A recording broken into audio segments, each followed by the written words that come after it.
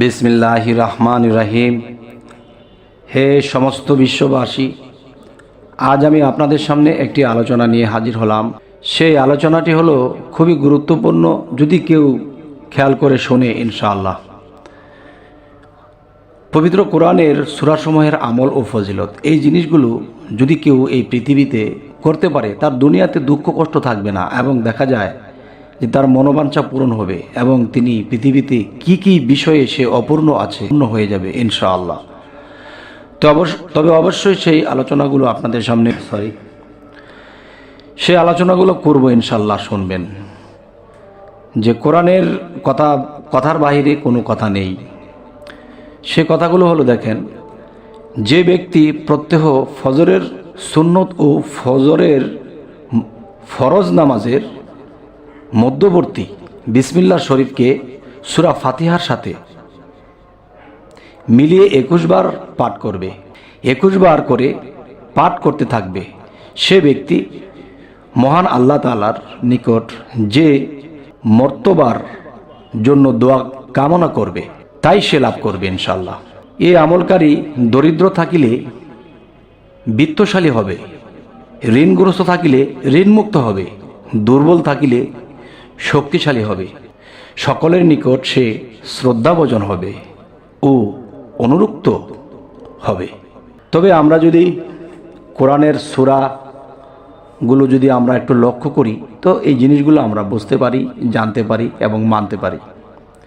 আর এই কথাগুলো যে বলছি, সেই কথাগুলো হলো সূরা আল ফাতিহা এর আমল ও ফজিলত। অবশ্যই একটু মনোযোগ করে শুনবেন।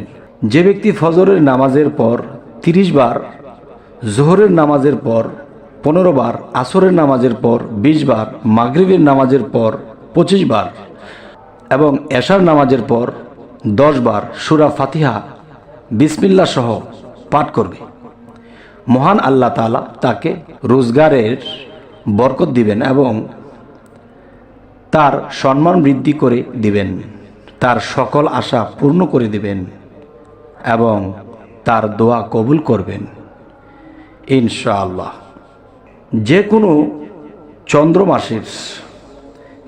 চন্দ্র মাসের প্রথম রবিবার হতে আরম্ভ করে পরবর্তী 7 দিন নিম্নোক্ত নিয়মে সূরা ফাতিহা চন্দ্র উদয় হওয়ার পর পাঠ করবে।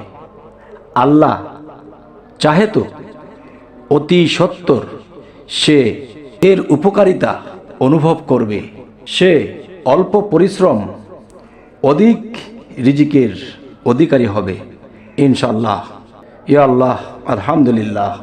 সূরা আল ফাতিহা এর আরবি অক্ষরগুলো প্রত্যেকটি পৃথক পৃথক ভাবে লিখে তা পবিত্র পানি দ্বারা ধৌত করে কোনো রোগীকে পান করালে আল্লাহর ইচ্ছায় সে অতি শীঘ্রই আরোগ্য লাভ করবে। আলহামদুলিল্লাহ, আলহামদুলিল্লাহ। কোনো ফলের গাছের ফল না ধরলে সূরা ফাতিহাটি লিখিয়া তার নিচে আয়াতটি 7 বার লিখিতে হবে। 7 বার লিখিত করিয়া অতঃপর তা ধৌত করে ওই পানি সে গাছে ছিটিয়ে দিবে, ইনশাআল্লাহ শীঘ্রই সে গাছে ফল ধরবে। আলহামদুলিল্লাহ, আলহামদুলিল্লাহ। সূরা আল বাকারা এর আমল ও ফজিলত। রাসূলুল্লাহ সাল্লাল্লাহু আলাইহি ওয়াসাল্লাম বলেছেন, তোমরা তোমাদের বাড়ি ঘরকে কবরস্থানে পরিণত করো না। যে ঘরে সূরা আল বাকারা তিলাওয়াত করা হয় সে ঘরে শয়তান থাকবে না এবং শয়তানের আসার কোনো শক্তি থাকবে না, বরং সে ঘর থেকে অবশ্যই বিতাড়িত হয়ে যাবে। রাসূলুল্লাহ সাল্লাল্লাহু আলাইহি ওয়াসাল্লাম আরও বলেছেন, প্রত্যেক জিনিসেরই উচ্চাংশ থেকে পবিত্র কোরআনের উচ্চাংশ হল সূরা আল বাকারা। এ সূরা নিয়মিত তিলাওয়াত করলে যে কোনো নেক মাকসুদ পূর্ণ হবে ইনশাআল্লাহ।